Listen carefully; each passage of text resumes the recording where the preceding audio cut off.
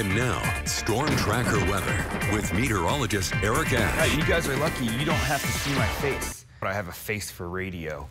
Another repeat of yesterday, and it looks like to continue for the next week.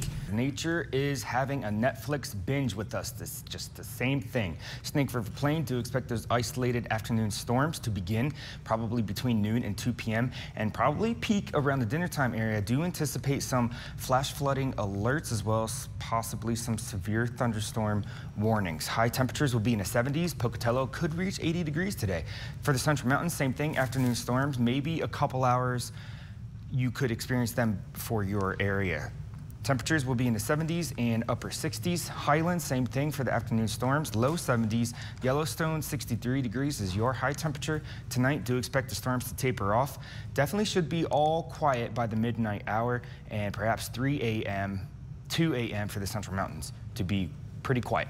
Lows will be in the 40s or the low 50s. Tonight for the Central Mountains, partly cloudy. Do expect those storms to taper off. Temperatures in the 40s, Stanley down to 38.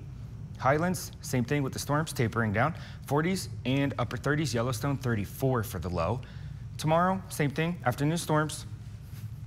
Looks to be the way for the next week here. Temperatures will be in the 70s for the highs. Central Mountains, afternoon storms, 70s, upper 60s. Looks like Mackey gets 67 tomorrow.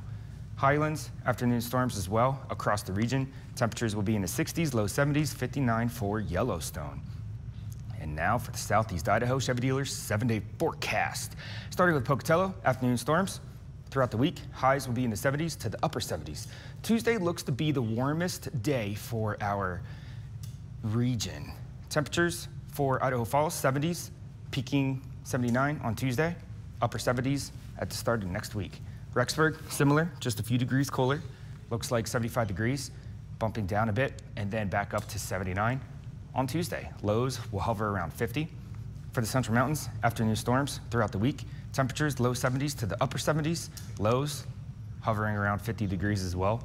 For the Teton area, same thing, perhaps a bit more precipitation. 60s to the 70s, lows in the 40s. Now, I wouldn't expect any significant wind or rainfall unless there is a thunderstorm affecting your area. You could possibly receive ½ to 1 inch small hail and some pretty significant gusts.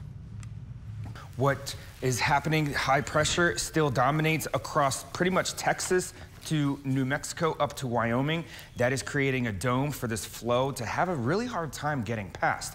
So that low pressure, that red off the coast of California, it keeps swinging moisture into our area. It's the same low that's been doing it for a few days, but several low pressures keep developing across the Pacific. It's what usually happens this time of year, but the high pressure is not allowing a good flow, so therefore the moisture pulls up across this portion of the United States. You can see on this radar the past 24 hours, all that coverage is afternoon heating into the evening.